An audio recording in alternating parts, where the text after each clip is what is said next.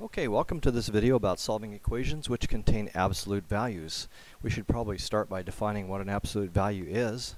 An absolute value, the true definition is that it's the distance that a number is from the origin of its number line. So for example, absolute value of 2, well, the origin of this number line is right there at the 0 point, right? And 2 is right here, and so the distance would be 2, and so the absolute value of 2 is 2 because 2 is the distance away from the origin. Number -3, the number -3 is here on the number line, and so the distance that is away from the origin is 3 units, right? And so the absolute value of -3 is a 3, right? So absolute value is really the distance that a number is away from the origin, and so the effect of having an absolute value is if it's a positive number, then it just leaves it alone, right? It's the same number because the distance is equal to the number. But if it's a negative number, then the absolute value removes the negative sign. Okay, so for example, absolute value of 2 is just 2, but absolute value of -3 is 3 because it removes the negative. Absolute value of 0 is still 0. Absolute value of -14 would be positive 14 because the negative sign would be removed. And absolute value of 32 would be 32. Okay, so that's what an absolute value is, absolute value sign. What happens if we put one of these in an equation with an equal sign? So let's say we want to solve this equation. The absolute value of x is equal to 5. Okay, well, that means any number could be a solution to this equation if its distance from the origin is 5. Right, so one of the places which is 5 away from this origin, right, is 1, 2, 3, 4, 5, right over here at 5. And so 5 is one of the solutions to the equation. And the other place that's 5, 1, 2, 3, 4, 5 in the other direction is -5. Now, we don't normally solve these with some kind of a number line, and it can get complicated to solve it with a number line if we have something other than just x in here. So here's a procedure that we use to algebraically solve. You'll notice that since you can go distance on either side of this origin, right, there's a positive answer here, there's a negative answer here too. They're both 5 units away from the origin. So what we do is we say this whatever's inside the absolute value here, right? That which in this case is x could be equal to 5, or whatever is inside the absolute value x could be equal to the negative of 5, right? And so you just take the number that's out here and you copy it in these two directions, in these two different equations, right? But you make one of them negative. And the reason why that works is well, let's just plug that back in. This one on the left, if I plug absolute value of -5 in, right, the absolute value sign will change that to a +5, and so that'll be true. And of course, the other solution, if I plug 5 in, the absolute value of +5 is just 5. So both of those are solutions. Okay, so the procedure is that you just take whatever's inside the absolute value sign and you set it equal to whatever's on the right side. And then in a separate equation, you set it equal to the negative of that value. Okay, so if you feel like you have the idea, try this one. Pause the video and then solve it. Okay, so we're going to take the x minus 2 and we're going to say that x minus 2 could either equal 5 or that x minus 2 could equal the negative of 5. Make two equations, one that's positive and one that's negative on the right. And then you have to do some algebraic manipulation here to isolate the x. So if we add 2 to both sides, we get x equals 7. That's one answer. And then if I add 2 over here, I get x equals -3, which is the other answer, okay? So there's two solutions here, -3 and 7. Let's just look at where those are on the number line really quickly.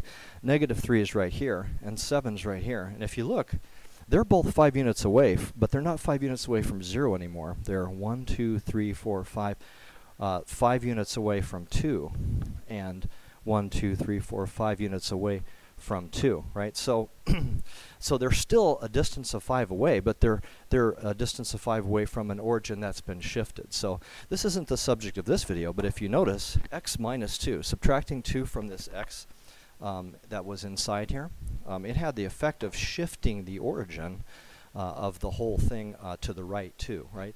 So in your Algebra 3-4 or Pre-Calculus or Honors Algebra 3-4 classes, you're going to study more about this transformation of equations, and this is just a preview for that, that if you subtract a 2 from x, the effect is that the origin of the situation shifts to the right too. Okay, but this video is mainly about learning the algebraic procedure. Okay, what do we do with this situation?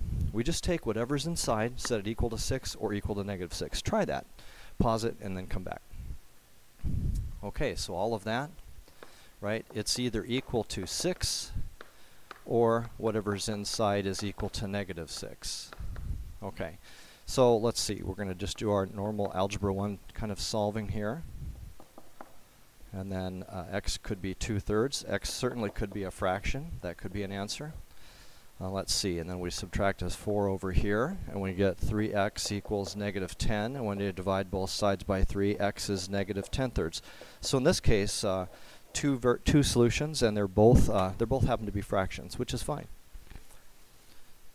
Okay, a little bit more complicated situation. What happens if I have a multiplier times an absolute value? Now you might think that you should somehow distribute this 2 in, but you don't want to do that. And the reason why is even though the absolute value does function as a parentheses, it also does other things, right? It changes some things from negative to positive, so it's not safe to just distribute that in. Instead, what I want you to think about is isolate just the absolute value part itself on one side first, and then write the whole thing as equal to positive or equal to negative. So what I would do is if I had 2 times absolute value of x minus 3 equals 8, I would divide both sides by 2 first, because 2 divided by 2 is a 1, and 1 times anything is just the thing, right? So the fact that that is a 1 means that the left-hand side is absolute value of x minus 3 equals 8 over 2, which I can go ahead and divide and say is 4, right?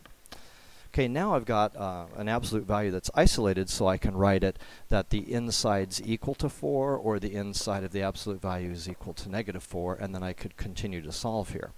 So I would have x equals negative 1, right, one solution, and then the other one, when I add 3, is going to be x is 7. Okay, a couple of different solutions there. Let's take a look at an even more, well, here's another one. Similar idea. Pause the video, try this, see what values are correct for B. Okay, welcome back. What we should do first is divide by 3. Don't distribute. Divide by 3 so that I have 1 times absolute value of B plus 2 equals 7. And then separate it. What's inside is equal to 7, or what's inside is equal to the negative of 7. And if I subtract 2, I get B is equal to negative 9, or B is equal to 5. Okay, very good. Let's see, we can make it more complicated. It just means that you have to do more work to isolate this piece here, right? Well, first what we're going to do is we're going to isolate the entire term that has the absolute value. So the very first thing I would do is subtract 3 from both sides to get 12 equals 2 absolute value of 3x plus 6. Then I would divide both sides by the 2. Now that I've got an absolute value that's isolated, I can say that that is equal to 3x plus 6 either equals 6, or 3x plus 6 could equal the negative of 6. And then I could subtract 6 from both sides and get x equals negative 4 as one solution. And if let's do this up here. 3x plus 6 equals 6. If I subtract 6 from both sides here, I get 3x equals 0. And then x would be equal to 0 over 3, which is just 0. It's all right to have a fraction with 0 on top, all right? It just means that you have something that's divided into 3 pieces and you're taking none of those pieces. That's fine. You just can't have a 0 in the denominator. Okay, so negative 4 and 0 are the 2 solutions. One more. Try this yourself. Okay, you should be adding the 7 first to isolate first the term that contains the absolute value. And then you should divide by 5 so that you isolate the absolute value itself, and then write that as 2 separate equations. Inside equals 4, inside equals negative 4.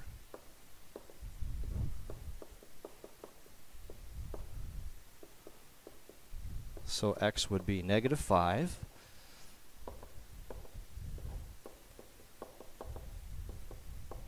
Or x equals negative 1. Okay, hopefully we've given you enough examples here to kind of see the process. Okay, in summary, to solve equations with absolute values, you should isolate the absolute value by itself on one side. Then solve 2 equations. The inside of the absolute value equals the right value or the other value. and the inside equals the negative of that value.